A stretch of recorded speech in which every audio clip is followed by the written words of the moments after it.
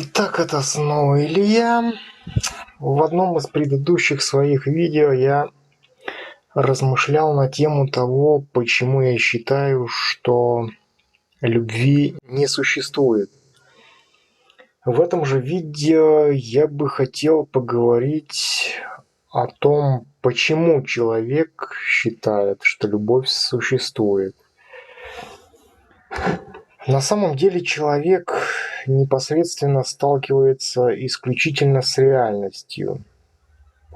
Любовь же в его представлении выполняет роль идеала, который человек культивирует в себе при помощи информационной среды. То, что происходит с человеком, не является его выбором, так как он произошел из своей среды, вне зависимости от каких-либо своих намерений. Возможно, что именно его собственное непонимание причинно-следственных связей между тем, что он культивирует в себе в качестве представления об окружающих его процессах, является причиной к созданию и поддержанию в своей голове определенных идеалов, которые в какой-то степени служат для него своего рода утешением. Поэтому он вынужден создавать несуществующий идеал, чтобы хоть как-то заполнить свое непонимание тех или иных процессов. Тем более, что культура формирует у него представление о хорошем и плохом, к чему надо стремиться, а к чему не надо. И если на каждом шагу и из каждого утюга будут проигрывать песни про любовь, то рано или поздно человек посчитает, что ему нужна так называемая вторая половина, так как с точки зрения культуры сам по себе человек неполноценен. Вернее, культура внушает человеку идею о его неполноценности. То есть, как можно убедиться на этом примере, основные ценности, в кавычках, в жизни человека искусственны. В том смысле, что они просто привнесены в него культурой, которой он был взращен, но не его личностной потребностью. Женись, купи квартиру, нарожай детей и так далее. Это все установки культурной среды, потому как эта среда вынуждена просто как-то функционировать.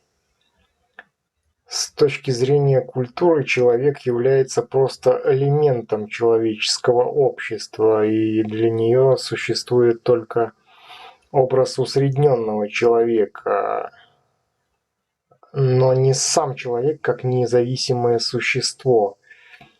Конечно же, я не имею в виду независимость на материальном уровне, просто потому, что человек обусловлен материальным миром, так как является его частью. Под независимостью я имею в виду свободу от общественных стереотипов. Как таковое существование человека не перестает быть абсолютно обусловленным средой. Но человек может направить свои усилия внутрь для познания себя, вместо того, чтобы быть в состоянии постоянного соревнования за атрибуты элемента общественной среды. Подзаголовок. Общество побуждает человека утверждаться в своих стереотипах. Общество побуждает человека утверждаться в своих стереотипах. И так называемая любовь – это всего лишь один из них. Человек, если на него постоянно и в течение длительного времени воздействует какая-либо информация, начинает воспринимать ее как нечто очевидное, абсолютно естественное. У него даже не возникает побуждения взглянуть на вещи под другим углом. Поэтому вся энергия уходит на подпитку общественной системы, но не понимание самого себя, своих настоящих потребностей. не связанных с его идентичностью внутри общественного организма. Существование внутри среды подразумевает стадии, которые неизбежно человек вынужден проходить. Будучи в несознательном возрасте или на несознательном уровне развития, вне зависимости от возраста, человек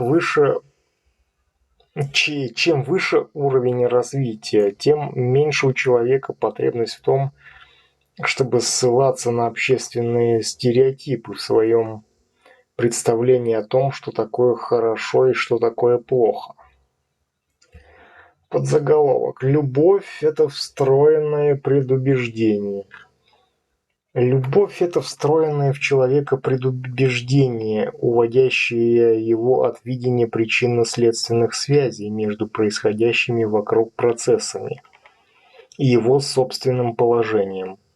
Я говорю об этом с такой уверенностью не потому, что я пытаюсь противопоставить понятию любви нечто, а потому что видение причинно-следственных связей между процессами избавляет от необходимости в понятии любви как в завершенном понятии.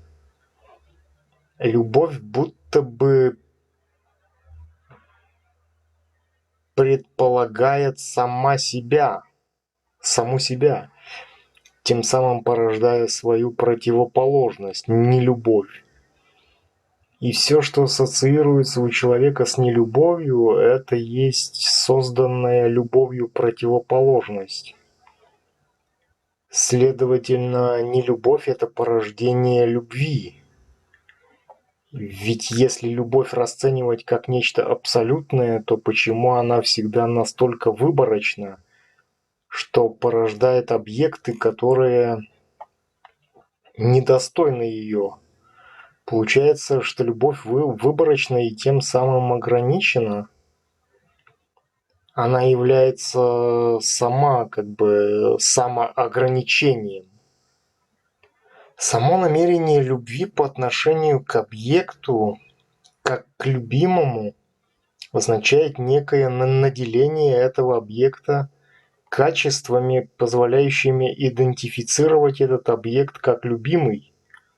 То есть любовь выделяет свой объект из множества объектов, к которым она никак не проявляется с позиции себя же.